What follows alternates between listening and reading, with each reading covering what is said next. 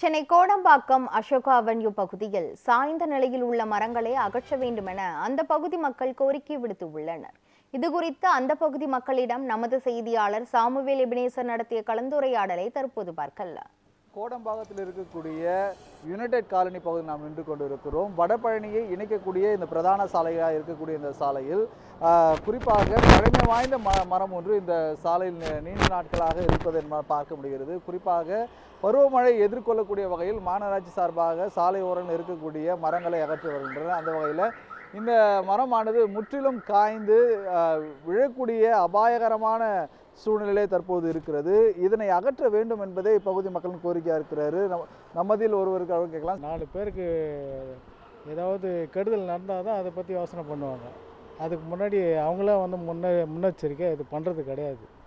ஒரு மரம் விழுந்த உடனே தான் அவங்க அது அடுத்த மரம் என்ன பண்ணலாம் அது மாதிரி யோசனை பண்ணுவாங்க. முன்னெச்சரிக்கை நடவடிக்கைன்றது கவர்மெண்ட்டில் இது வரைக்கும் நான் பார்க்கல.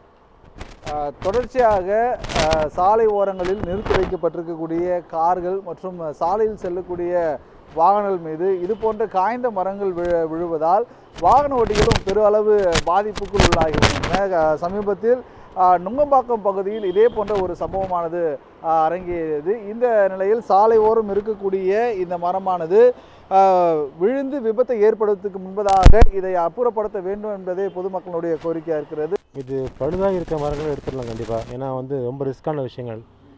நிறைய பேர் கார் நிறுத்துகிறாங்க, அவங்க மேலே விட வாய்ப்பு இருக்குது. குழந்தைங்க ஸ்கூல் விட்டு போகிறாங்க. ஸோ இதனால் இதை எடுக்கிறது நல்லது தான். நல்ல மரங்களை நல்லபடியாக பாதுகாத்துட்டு இதெல்லாம் எடுத்துடலாம். நீங்கள் குறிப்பாக அதாவது பழுதடைந்து விழக்கூடிய தருவாயில் இருக்கக்கூடிய மரங்களை மாநகராட்சி அதிகாரிகள் கண்டறிந்து அதை அப்புறப்படுத்த வேண்டும் என்பதே பொதுமக்களினுடைய கோரிக்கையாக இருக்கிறது.